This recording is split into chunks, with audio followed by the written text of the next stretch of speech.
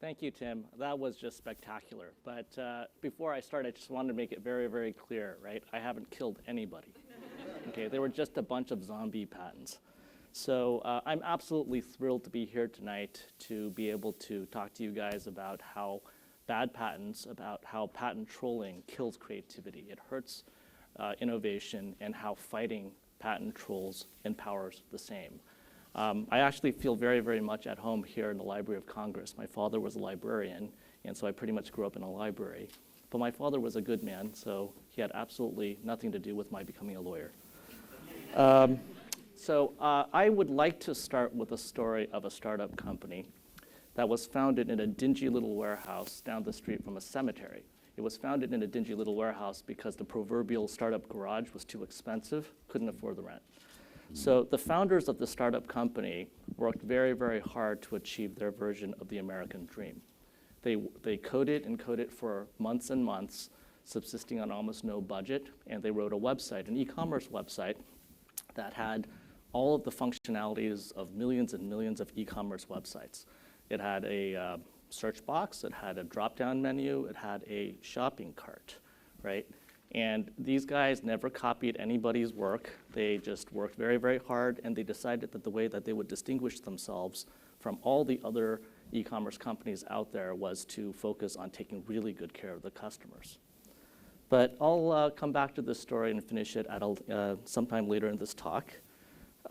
So I'm now at an age where I think being direct just saves a little bit of time. So I want to tell you guys how I feel about patent trolls. Patent trolls are bastards. Okay, so in case anyone is wondering how I'm feeling about patent trolls, this is how I feel about patent trolls. After the cameras are off, I'll tell you how I really feel about patent trolls. So the next series of slides, are statistics and information that are slowly becoming fairly well known about the impact of patent trolling. So I'm going to move through them relatively quickly. It's a big, big problem. There are thousands of these lawsuits every year, and the number is just skyrocketing. It's a veritable growth industry. This is the number of cases per year filed by patent trolls as of the end of 2012. And despite legislative efforts to try to reform patent law, the number of patent filings has actually increased. And this is just the activity in the month of April 2013. So you can see it's pretty alarming. The number of cases increased after supposedly reform legislation was passed. Trolls are now even more focused, if anything, on suing customers and users and threatening to sue customers and users of their allegedly wonderful intellectual property, because customers and users and small companies are just easier targets. They tend not to have the resources to fight back. They are extracting an absolutely huge toll economically on the American economy. People don't really realize exactly how much they're extracting. According to a study done in 2012, just estimating the amount of cost that trolls exact on the American economy, it was $29 billion of direct costs, legal costs and settlements, and about $80 billion, upwards of $80 billion in indirect costs. And it's incalculable how much they cost America in terms of lost productivity, in time and resources that could have been spent actually creating real businesses and products that could benefit society. So my good friend Drew Curtis, the founder of Fark.com, created this slide last year to show in perspective, the toll of the troll. In the 10 years that the Boston University study looked at the economic cost of patent trolling, the estimate was about $500 billion. It dwarfs what happened in 9/11, as tragic as 9/11 was. Even more sadly, where in 9/11 we could say that this cost and this toll was something that the terrorists, did to us, what patent trolls do to us is something that we do to ourselves. We do it to ourselves because we acquiesce. We have too many companies and too many lawyers at those companies who basically choose the easy way out instead of fighting these patent trolls. They will always choose the tactical settlement. They will always choose to try to save a few bucks in the short run. And what they end up doing is they end up encouraging even more trolling. So why is trolling growing so quickly, right? There is very, very low startup cost. You just buy a couple of crappy patents, right, often out of failed startups, bankruptcy estates of companies, and then you send out a bunch of letters, you sue or you threaten to sue sometimes a whole bunch of companies. Some of these trolls have literally sent out tens of thousands of letters. And these letters basically don't, they don't do very much work to prepare these letters. They have very little idea whether a target actually has infringed or does anything to infringe. They just threaten. And then they sit back and they collect the money. There is no negative consequence to trolling.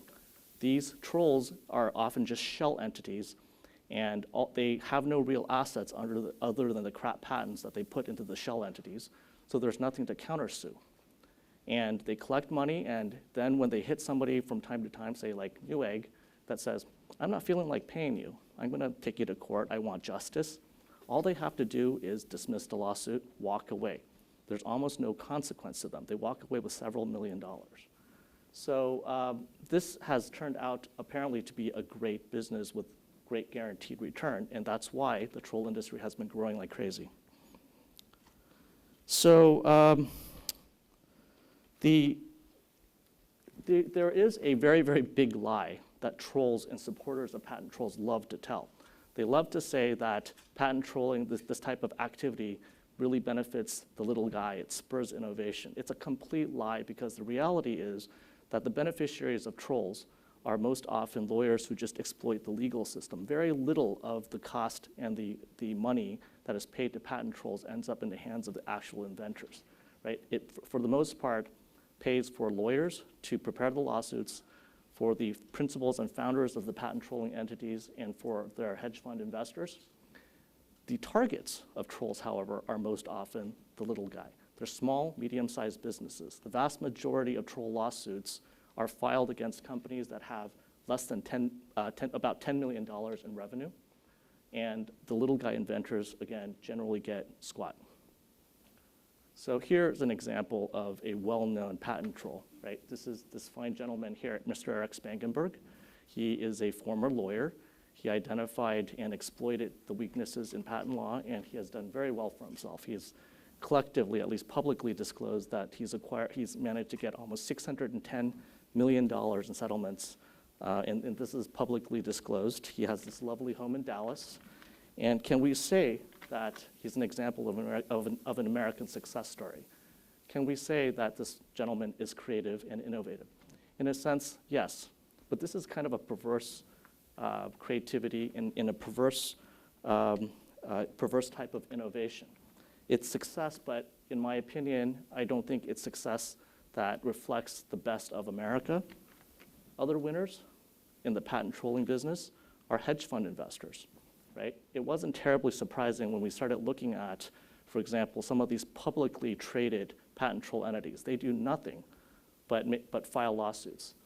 Acacia Research is a publicly traded patent troll that controls almost 2,000 patents, and they file thousands of lawsuits. The number one investor in Acacia Research, he's put over $100 million in, is George Soros. So hedge funds think that trolling is an absolutely wonderful way to generate high returns with very, very little risk. So why does Newegg fight these lawsuits? We fight these lawsuits so that a lot of the small startups and the individuals and entrepreneurs have an opportunity to do what that startup I alluded to at the beginning of my talk could do, so that they could become the next Newegg. They can become the next Google, so that a podcaster can become the next Adam Carolla, so that an app developer has the ability to not constantly look over his or her shoulder and fear stepping on a landmine represented by a bad patent and to get sued and be put out of business. We feel that it's our corporate duty to do so. We believe that the era of the patent troll is over, and we want to send a message to patent trolls, to their lawyers, and to their investors that we're onto you. The gravy train has left the station, the easy money is gone. And we would encourage everybody to consider the same approach. Thank you.